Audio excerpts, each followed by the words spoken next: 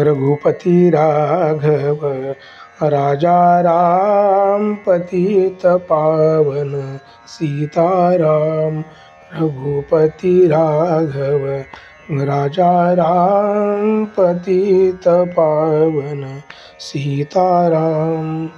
रघुपति राघव राजा राम पतित पावन सीताराम। रघुपति राघव राजा राम पतित पावन सीताराम। रघुपति राघव राजा राम पतित पावन सीताराम। रघुपति राघव राजा राम पतित पावन सीताराम। श्रीराम समर्थ। जयाचा जनी जन्मनामार्थ झाला, जयाने सदा वासनामात केला।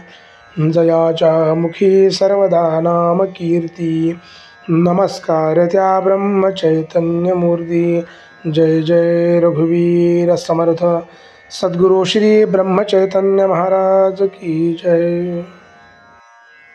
श्रीराम समर्थ।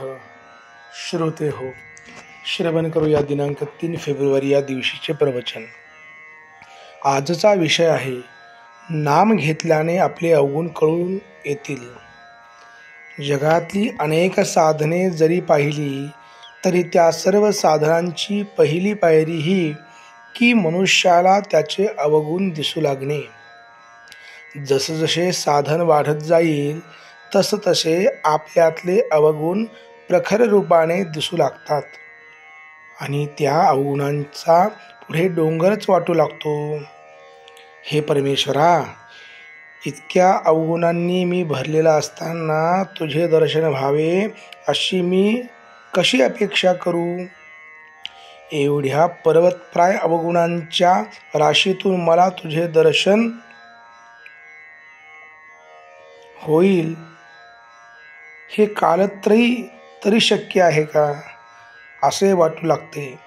साधन करण्यापूर्वी रागीट माणूस कधी त्या रागाची खंत बाळगत नाही, किंबहुना तो अवगुण आहे हे मुळी त्याला पटतच नाही।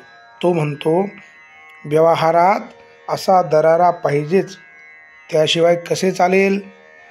एक साधक मला म्हणाला की अलीकडे मला फार राग येऊ लागला आहे।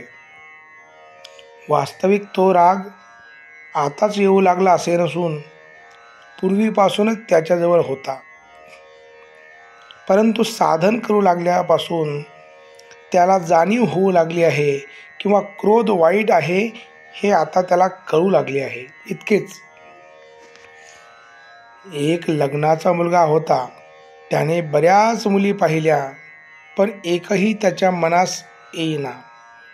त्याचे आईवडील कंटाळून त्याला म्हणाले, मुला, मुलगी पसंत पडू दे, मग आम्ही पुढचे काय ते ठरवू।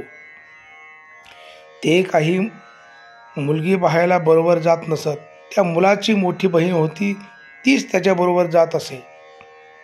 एका ठिकाणाहून मुलगी पाहून आल्यावर मोठ्या बहिणीने त्याला विचारले, कशी वाटली रे तुला। त्यावर तो म्हणाला, नाही बुवा आपल्याला पसंत।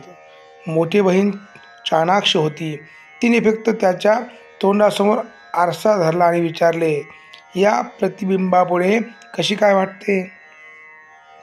तेव्हा स्वतःचे आणि मुलीचे रूप त्याच्या ध्यानी आले आणि तो म्हणाला, पुष्कळ बरी आहे। सारांश, जिथपर्यंत आपल्याला स्वतःचे खरे दर्शन होऊ शकत नाही तिथपर्यंत दुसऱ्यांचे अवगुणच आपल्याला दिसतात। आपल्याला दुसऱ्याचे जे काही अवगुण दिसतात त्यांचे बीज आपल्यातच आहे हे माणसाने ठाम ओळखले पाहिजे। तेव्हा दुसऱ्याचे अवगुण पाहण्याची वृत्ती आपण प्रथम टाकून दिली पाहिजे। दुसऱ्याचे अवगुण पाहणे हा साधा नेहमीचा व्यवहार आहे, तो परमार्थ नव्हे। खरा परमार्थी जो असतो तो सतत आत्मपरीक्षण करीत असतो। त्याला दुसऱ्याचे अवगुण दिसतच नाहीत, त्याला आपल्याच अवगुणांचे इतके दर्शन होते की त्या मानाने इतर सर्वजण त्याला परमेश्वर रूपच भासतात आणि हाच खरा परमार्थ. आजचे बोधवचन. आत्मपरीक्षा करून स्वतःमधील अवगुणांच्या बीजाचे उच्चाटन करणे हे एक मोठे साधन आहे आणि हे साधण्यास नामस्मरणासारखे दुसरे साधन नाही. श्रीराम समर्थ.